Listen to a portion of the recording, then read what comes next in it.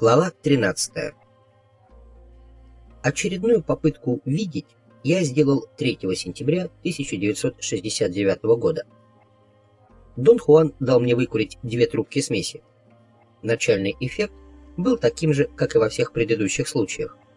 Когда тело полностью онемело, Дон Хуан взял меня под руку и повел в густой чапараль, заросли которого простирались в пустыне вокруг его дома на многие километры. Я не могу вспомнить ни того, что происходило, когда мы вошли в чапараль, ни того, как долго мы шли. В какой-то момент я обнаружил, что сижу на вершине небольшого холма. Дон Хуан сидел слева от меня, совсем рядом. Он даже слегка касался меня плечом. Онемевшее тело ничего не ощущало, но краем глаза я его видел.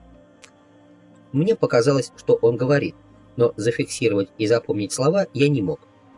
В то же время я чувствовал, что точно знаю, о чем он говорит, несмотря на неспособность восстановить в памяти слова. Это было похоже на уходящий вдаль поезд, и я видел только квадратную заднюю стенку последнего вагона. Я знал, каким было последнее слово, но ни выговорить его ясно, ни ясно о нем думать не мог. Состояние напоминало полудрему с видением поезда из слов. Вдруг я четко услышал голос Дона Хуана. «Теперь смотри на меня», — сказал он и повернул мою голову лицом к себе. Он повторил эту фразу 3 или 4 раза. Я посмотрел и сразу же увидел сияние, которое уже дважды воспринимал, глядя на его лицо. Гипнотизирующее движение, волнообразное течение света в некотором объеме. Этот объем вроде и не был ничем ограничен, однако текучий свет никогда не выходил за какой-то невидимый контур. Я пытался рассмотреть светящийся объект по частям, как бы сканируя его глазами. Он сразу потускнел, яркость свечения уменьшилась, и из него проступили знакомые черты лица Дона Хуана. Вернее, изображение его лица оказалось как бы наложенным на объект. Должно быть, я снова неподвижно сфокусировал глаза, потому что черты лица Дона Хуана поблекли, а сияние опять стало ярким. Я сосредоточил внимание на той части объекта, где должен был находиться левый глаз Дона Хуана, и заметил, что там сияние выходило за пределы объекта. Это выглядело как ритмично повторяющиеся вспышки, из которых выбрасывались частицы света. Они с силой вылетали в мою сторону и снова возвращались, как на резинке. Должно быть, Дон Хуан повернул мою голову на 180 градусов, потому что я вдруг обнаружил, что смотрю на вспаханное поле. «Смотри прямо перед собой», — услышал я голос Дона Хуана. Передо мной, метрах в 150, находился длинный большой холм, весь склон которого был распахан. Борозды располагались строго параллельно друг другу, от подножия до самой вершины холма. На вспаханном участке я заметил множество мелких камней и 3 большие каменные глыбы, нарушавшие геометрию рисунка борозд. У подножия холма был то ли овраг, то ли водный каньон, однако рассмотреть его подробно мешали ближние кусты. Я видел только глубокую расселину, зеленая растительность которой контрастировала с голой поверхностью холма. Мне казалось, что я вижу верхушки деревьев, растущих на дне каньона. В глаза дул легкий ветерок. Мир, полный покой и абсолютная тишина, ни птиц, ни насекомых. Дон Хуан снова заговорил. Я понял его не сразу. Он настойчиво спрашивал: «Ты видишь человека на том поле?» Я хотел ответить, что ничего не вижу, но не мог вымолвить ни слова. Дон Хуан сзади обхватил руками мою голову, я видел его пальцы на бровях и щеках, и, поворачивая ее, дал мне возможность осмотреть все поле справа налево и обратно. «Смотри внимательно, замечай все детали. От этого может зависеть твоя жизнь», — повторял он. Еще 4 раза он провел меня по всему 180-градусному полю зрения. Вдруг, когда голова была до предела повернута влево, мне показалось, что краем правого глаза я что-то заметил. На поле кто-то двигался. Дон Хуан начал поворачивать мою голову обратно, и я смог рассмотреть, что какой-то человек шел вдоль борозд. Одет он был, как обычный мексиканский крестьянин. Сандалии, светло-серые джинсы, бежевая рубашка с длинными рукавами и соломенная шляпа. На правом плече у него висела светло-коричневая сумка. Должно быть, Дон Хуан заметил, что я увидел человека, потому что несколько раз спросил, куда тот смотрит, на меня или нет, и куда идет, ко мне или нет. Я хотел сказать, что вижу человека со спины, так как он идет от меня к вершине холма. Он сказал, чтобы я крикнул, как только человек повернется и пойдет в мою сторону. Тогда Дон Хуан повернет мою голову, чтобы меня защитить. Я не ощущал ни страха, ни опасения, ни замешательства. И спокойно наблюдал. Вот человек остановился посреди поля, поставил ногу на камень, как бы поправляя сандалию. Потом выпрямился, вытащил из сумки веревочку и намотал ее на кисть левой руки. Повернувшись спиной ко мне и лицом к вершине холма, начал осматривать окрестности. По крайней мере, мне так показалось, потому что он медленно поворачивал голову вправо, как бы обводя взглядом горизонт. Вот я увидел его профиль, вот он начал поворачиваться в мою сторону всем телом, пока не повернулся ко мне лицом. Он сделал резкое движение головой, вернее, повернул ее как-то так, что я однозначно понял, он меня увидел. Вытянув левую руку вперед и вниз, как бы указывая ею на землю, он направился ко мне. «Идет!» — закричал я, и крик этот дался мне на удивление легко. Дон Хуан, должно быть, снова развернул мою голову, потому что спустя мгновение перед моими глазами уже был густой чапараль. Он велел ни во что не всматриваться, а смотреть слегка, как бы пробегая глазами. Потом он сказал, что сейчас отойдет немного, встанет передо мной и начнет ко мне подходить, а я в это время должен буду всматриваться в него, пока не увижу свечения. Я увидел, как Дон Хуан отошел метров на 15. Он двигался с такой невероятной скоростью и легкостью, что я с трудом верил в то, что вижу Дона Хуана.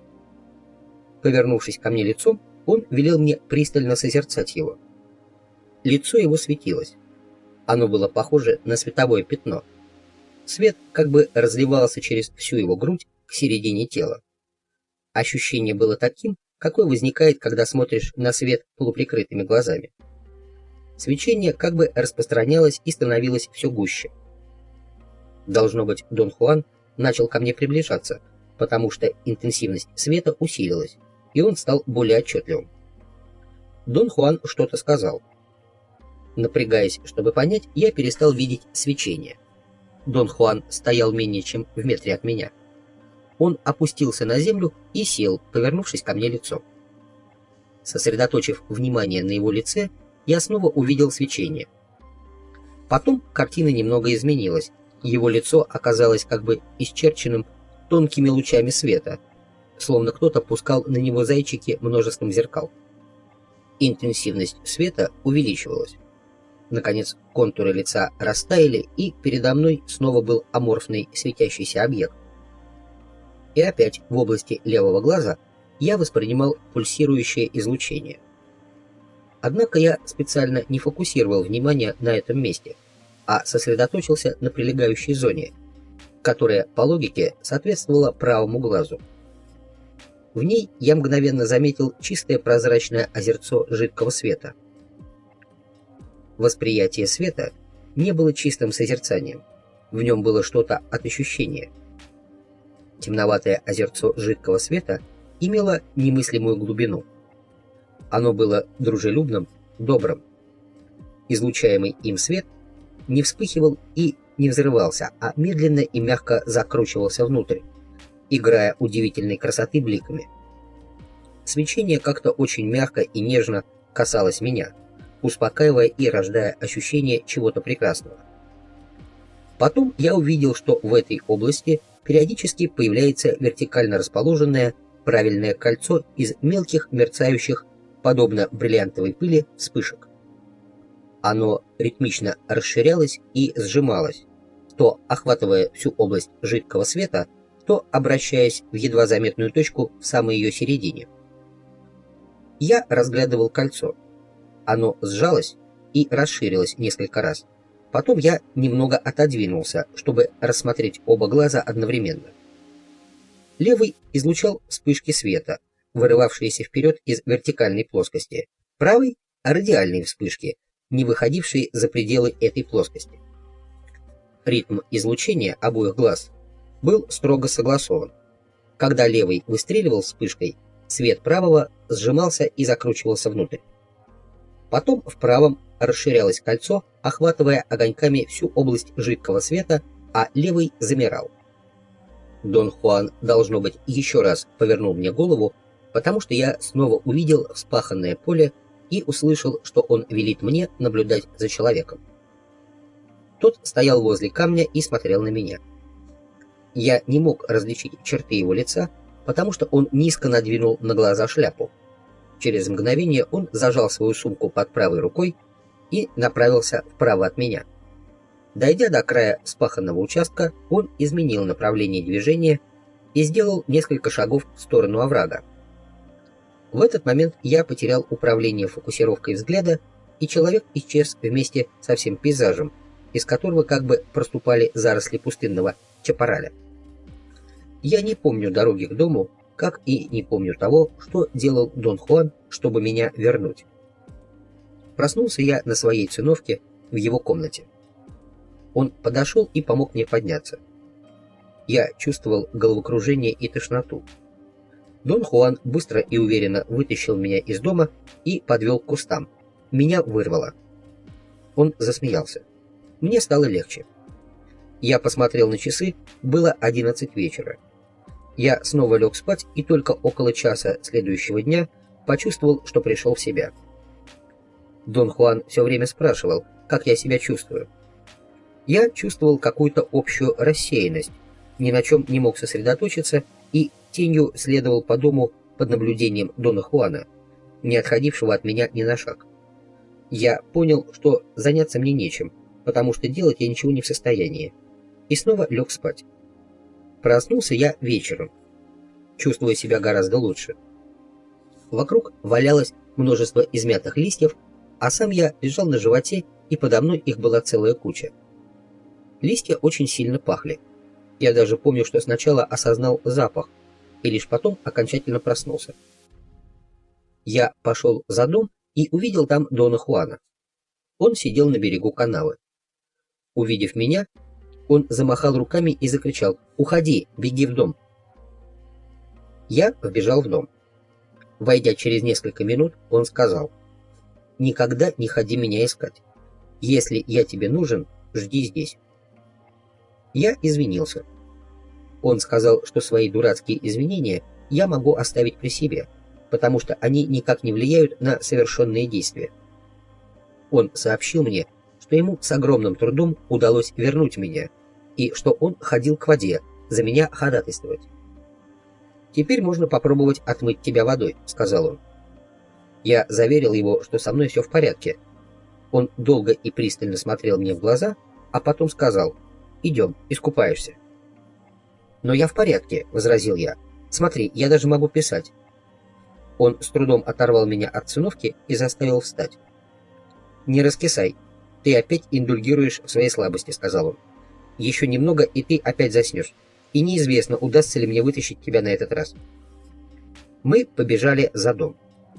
На ходу он велел мне зажмурить глаза и не открывать их до тех пор, пока он не разрешит, потому что, взглянув на воду, даже на мгновение, я могу умереть. Он взял меня за руку, подвел к канаве и окунул в воду, начиная с головы. В течение нескольких часов он вновь и вновь окунал меня в воду и вытаскивал из нее. Все это время мои глаза были плотно закрыты. Изменения, которые претерпело мое состояние вследствие такого купания, были разительны.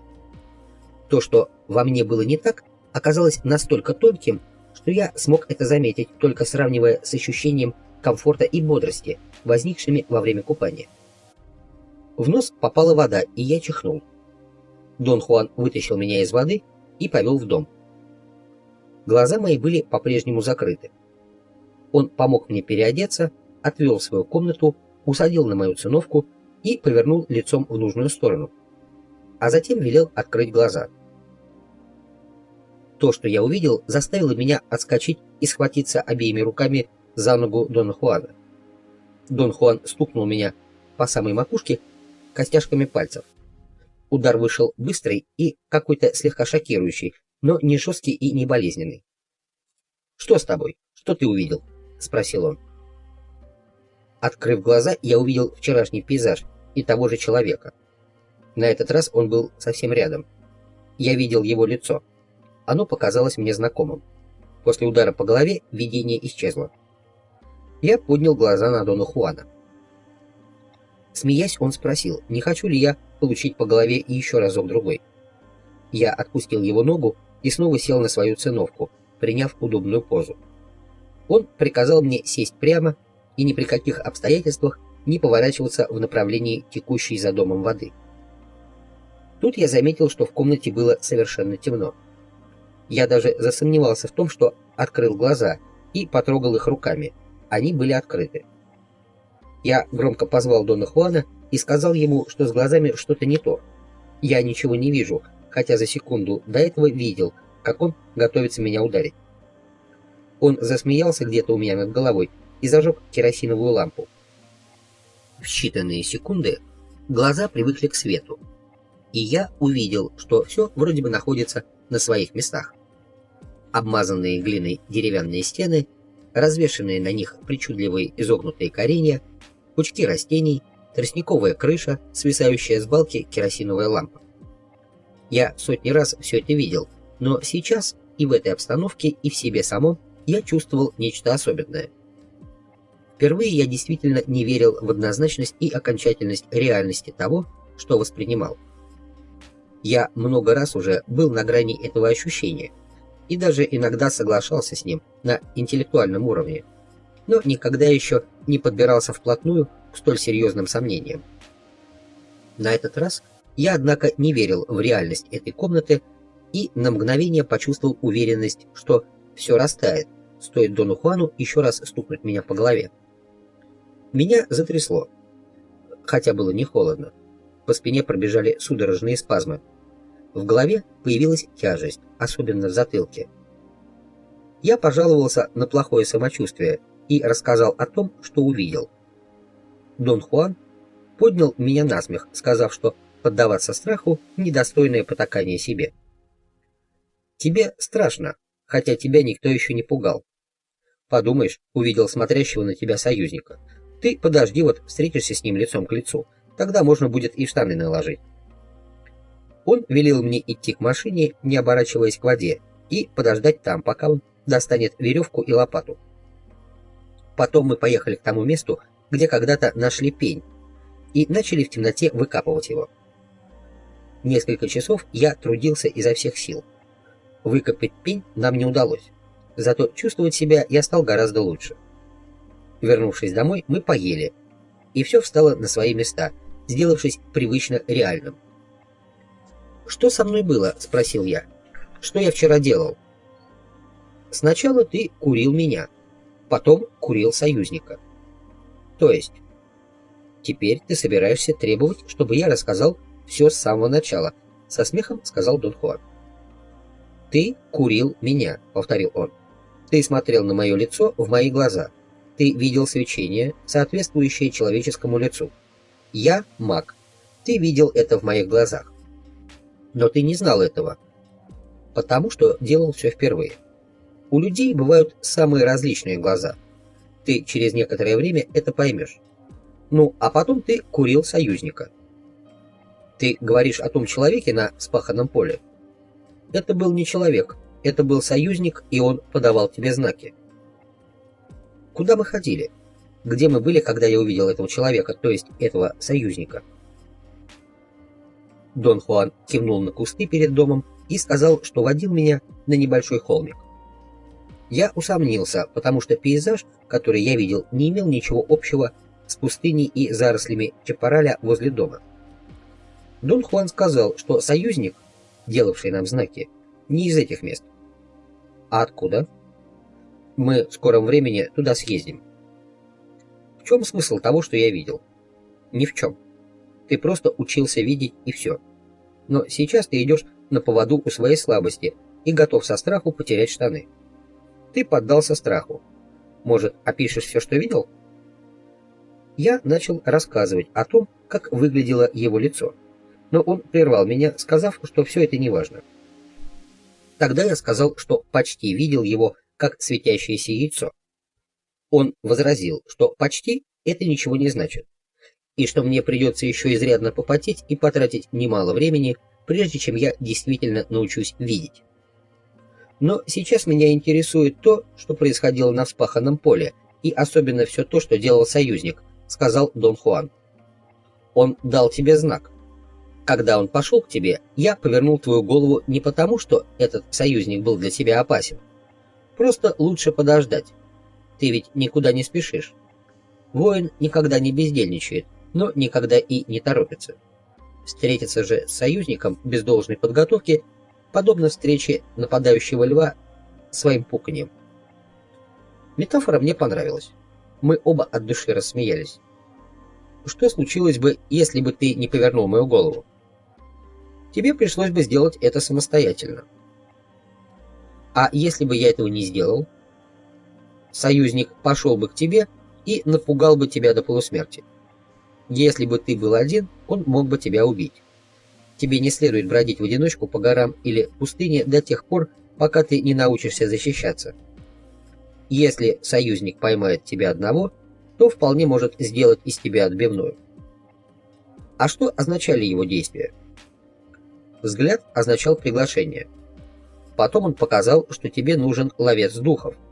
И нужна сумка. Но не из этой местности. Его сумка была из другой части страны.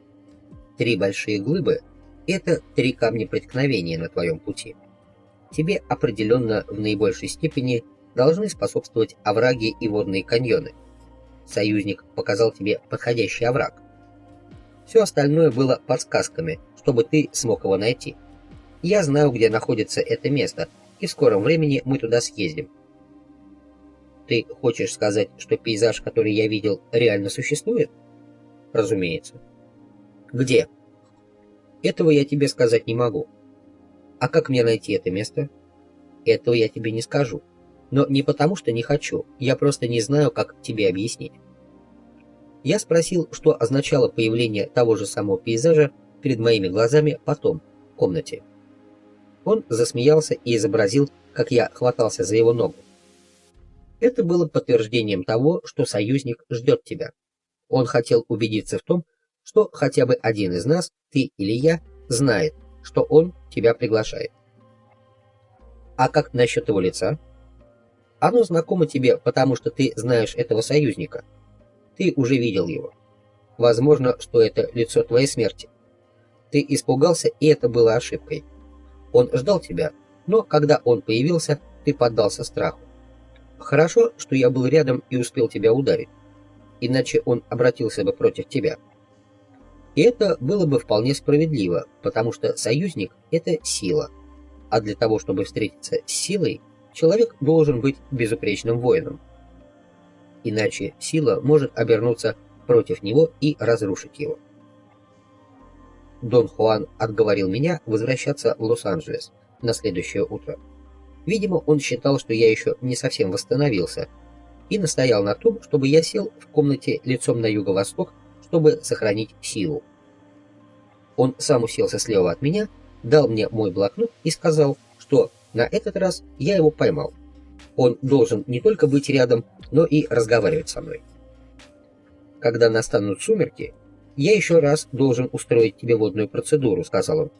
Ты еще недостаточно твердый, поэтому сегодня тебе нельзя оставаться в одиночестве. Я посижу с тобой до обеда, и к вечеру ты уже будешь в значительно лучшей форме. Его озабоченность меня обеспокоила. Я спросил, что со мной? Ты постучался в дверь к союзнику. То есть? Сегодня нам нельзя говорить о союзниках. Давай сменим тему. Если честно, то мне не хотелось разговаривать. Меня охватывало все возрастающее беспокойство. Дону Хуану ситуация явно казалась комичной.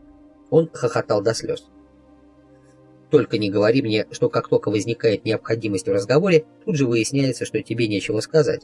Засмеялся он с веселым блеском в глазах. Его настроение подействовало на меня успокаивающе. Однако интересовало меня сейчас лишь одно — союзник. Его лицо было очень знакомым, но я не знал его и никогда до этого не видел. Тут было что-то другое. И как только я начал думать о его лице, на меня обрушилась лавина посторонних мыслей. Казалось, что-то во мне знало секрет, но не позволяло остальным частям моего существа подобраться к его осознанию. Странно знакомое лицо союзника, ощущение было настолько жутким, что вогнало меня в состояние ужасающей меланхолии.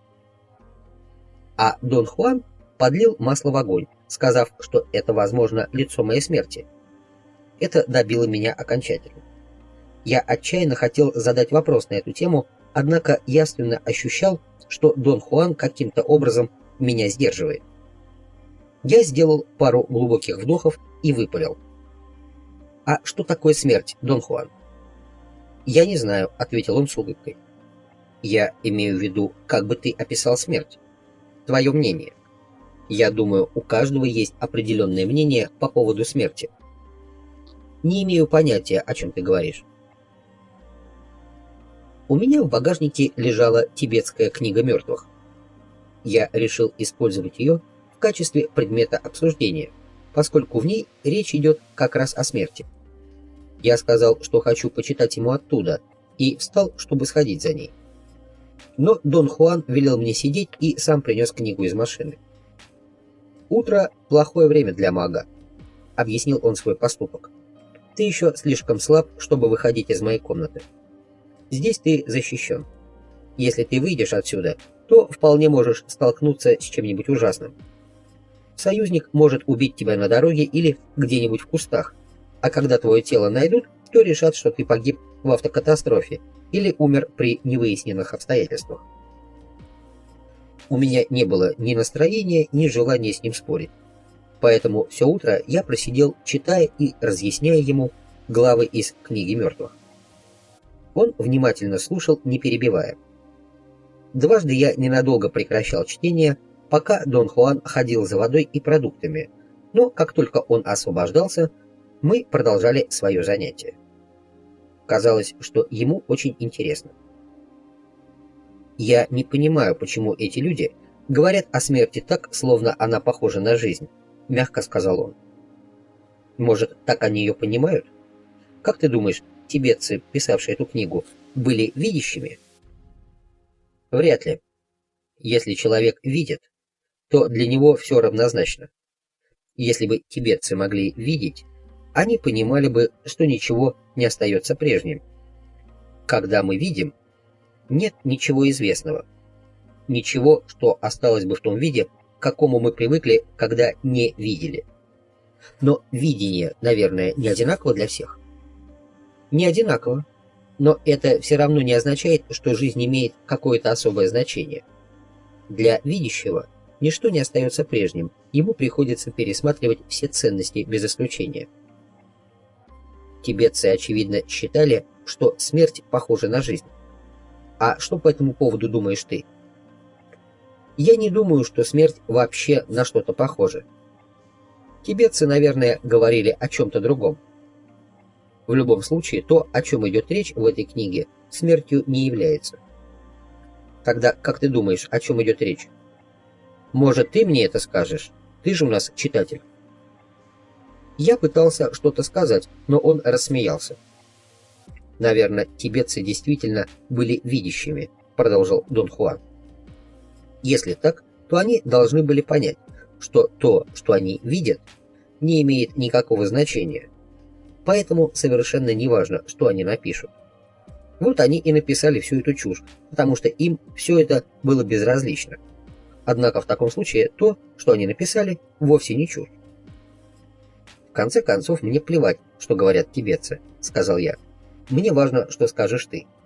Я хотел знать твое мнение о смерти». Он секунду смотрел на меня, а затем усмехнулся, широко раскрыл глаза и поднял брови, изобразив удивление. «Смерть? Смерть — это кольцо листьев на стебле. Смерть — это лицо союзника. Смерть — это беззубая пасть стража. Смерть — это Хинара, сидящий на собственной голове. Смерть — это мои слова и твой блокнот. Смерть — это ничто. Смерть всегда рядом, и в то же время ее не существует. Дон Хуан удивленно рассмеялся. Его смех напоминал пение, в нем даже был какой-то танцевальный ритм. «Бред, верно?» — спросил он. «Я не могу рассказать тебе, что такое смерть, но, вероятно, мог бы рассказать тебе о твоей смерти. Невозможно узнать наверняка, какой будет твоя смерть, однако, пожалуй, я расскажу тебе, какой она может быть». Испугавшись, я сказал, что меня интересует его мнение о смерти вообще, а до подробностей чьей-либо конкретной смерти, в особенности моей, мне нет никакого дела. Не существует смерти вообще, поэтому я могу говорить только о чьей-то конкретной смерти, сказал Дон Хуан. Ты просил меня рассказать о смерти? Пожалуйста. Но тогда не бойся послушать о своей собственной. Я заметил, что слишком нервничаю для такого разговора, что имел в виду некую абстрактную информацию, вроде той истории, которую он рассказал о смерти своего сына, Эулалио. В этот раз он говорил, что жизнь смешивалась со смертью, подобно рассеивающемуся туману из мертвеющих кристаллов.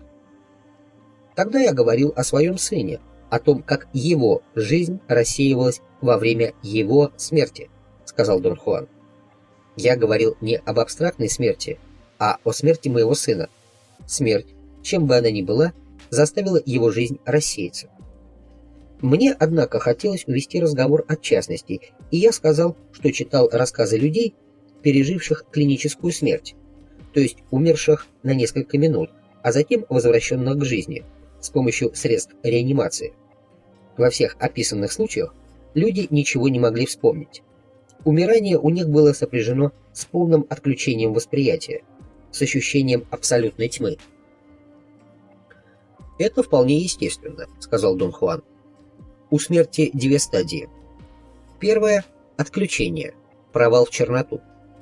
Она не имеет особого значения и сильно напоминает первую фазу воздействия мескалита. Человек ощущает легкость. Она дает иллюзию счастья, целостности и ощущение тотального спокойствия всего мирового бытия. Но эта стадия весьма поверхностна. Скоро она проходит, и человек попадает в другую сферу – сферу жестокости и силы. Это вторая стадия, подобно встрече с мескалитом. Смерть вообще очень похожа на общение с ним. Первая стадия – поверхностное отключение. Вторая – стадия собственной смерти, мгновение, следующее за ним. В это мгновение мы снова становимся в каком-то смысле самими собой. И смерть с силой бьет нас снова и снова, яростно и спокойно, пока наша жизнь не растворяется, превратившись в ничто. Почему ты так уверен, что говоришь о смерти? У меня есть союзник. Дымок показал мне мою смерть, безошибочно и очень четко. Именно поэтому я могу говорить только о чьей-то конкретной смерти. Слова Дона Хуана обеспокоили меня. Возникло какое-то жуткое двойственное чувство. Мне казалось, что сейчас он со всеми подробностями расскажет, где, когда и как я умру. Эта мысль вызывала у меня отчаяние и в то же время со страшной силой разжигала любопытство.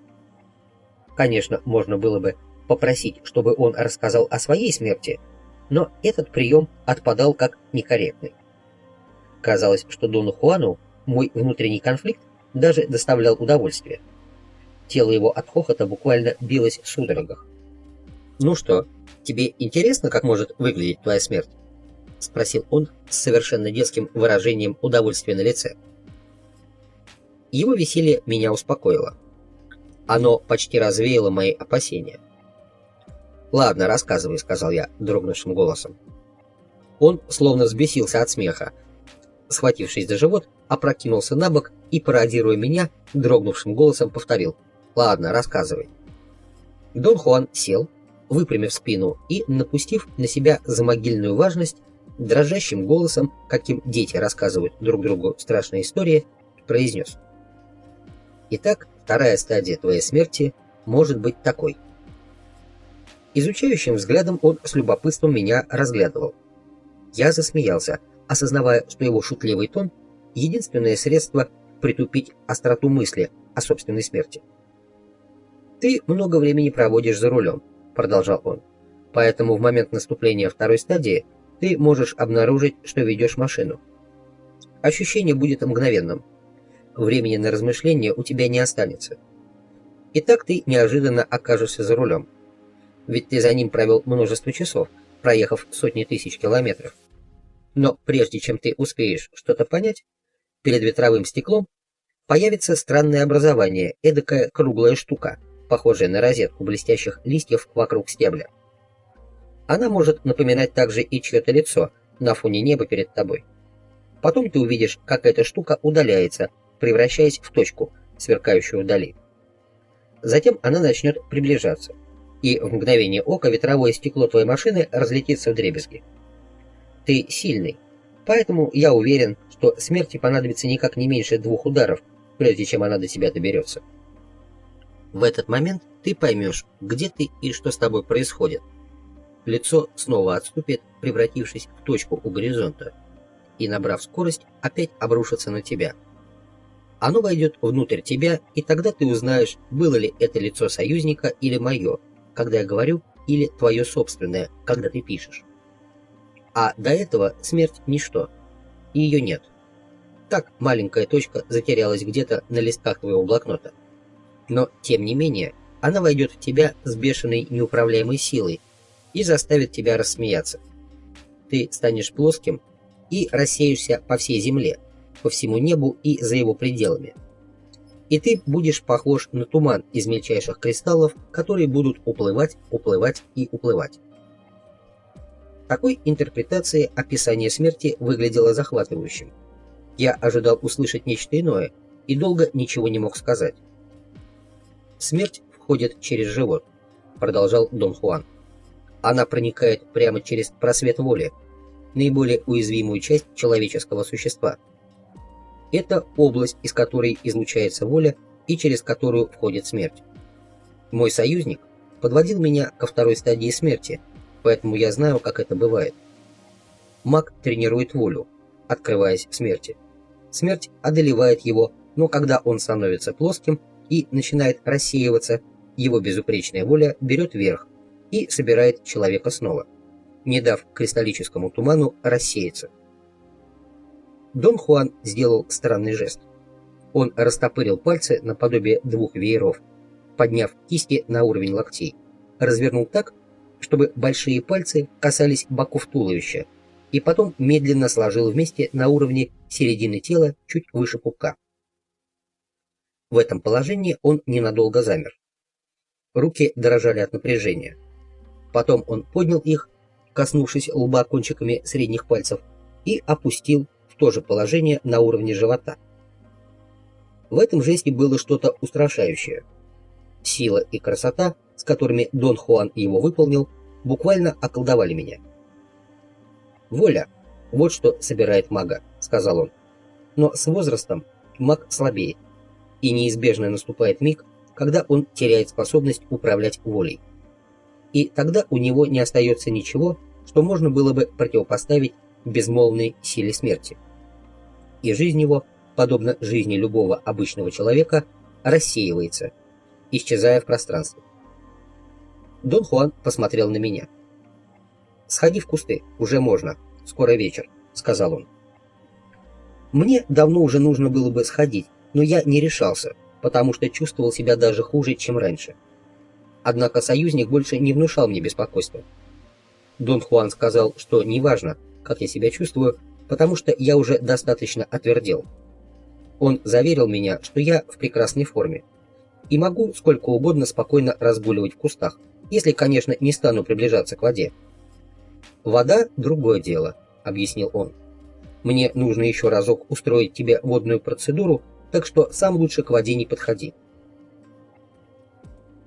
Чуть позже Дон Хуан попросил меня отвезти его в соседний городок. Я заметил, что поездка меня несколько отвлечет, а то я чувствую себя как-то неуверенно. Меня ужасает мысль о том, что маг все время играет со смертью. «Быть магом очень тяжело», — убедительно сказал он. «Я же говорил, видеть намного лучше, чем быть магом. Видящий всемогущ. По сравнению с ним маг просто мальчишка. Что такое магия, Дон Хуан? Он долго смотрел на меня, едва заметно покачивая головой, а потом сказал: магия — это приложение воли к ключевому звену. Маг отыскивает в том, на что он намерен повлиять, ключевое звено и воздействует на него своей волей. Чтобы быть магом, не обязательно видеть, нужно только уметь манипулировать волей. Я попросил объяснить, что он понимает под ключевым звеном. Он немного подумал и ответил: ну, например, я знаю, чем является твоя машина. Вроде бы машиной, сказал я. Нет, я имею в виду, что твоя машина — это свечи зажигания. Я рассматриваю свечи как ключевое звено явления, именуемого машиной. Подействовав на них своей волей, я могу сделать так, что твоя машина не будет работать. Дон Хуан сел в машину. Сделав мне знак последовать его примеру, он поудобнее устроился на переднем сиденье. «Теперь смотри», — сказал он, — «я ворона, поэтому прежде всего должен распушить перья». Он встряхнул всем телом. Движение напоминало мне купающегося в луже воробья. Он опустил голову, как птица, которая пьет воду. «Вот так», — сказал он и засмеялся. Смех был очень странный. Он обладал каким-то непонятным гипнотическим действием.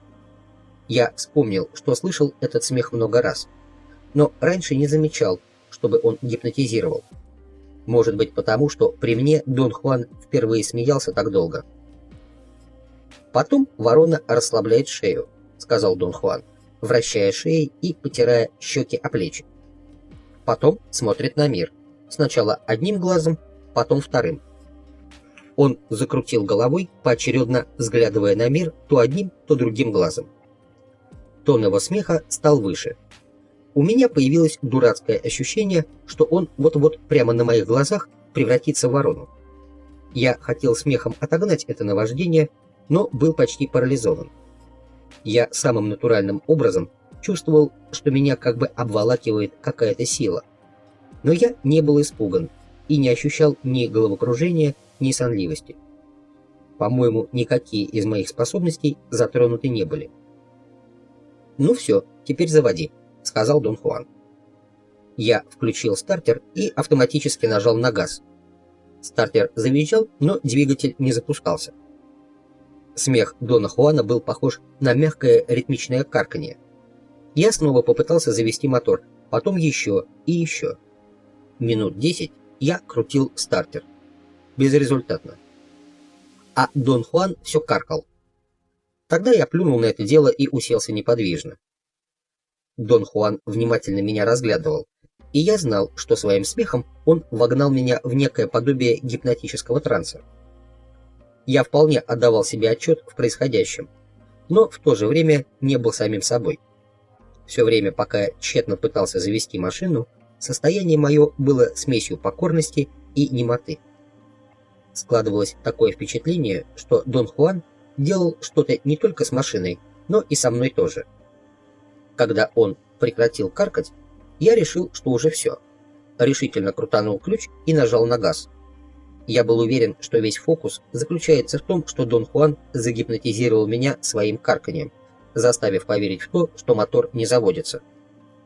Краем глаза я видел, что он с интересом наблюдает за тем, как я со стервенением жму на педаль газа. Дон Хуан мягко похлопал меня по плечу и сказал, что ярость делает меня тверже, так что, может быть, ему даже не придется вечером меня купать. Чем больше я буду себя накручивать, тем скорее окончательно оправлюсь от встречи с союзником. «Не смущайся», — продолжал Дон Хуан. «Дай еще газу, жми сильнее». Я услышал обычные раскаты его гомерического хохота, почувствовал, что смешон, и издал дурацкий блеющий смешок. Через некоторое время Дон Хуан сказал, что отпустил машину. И мотор завелся.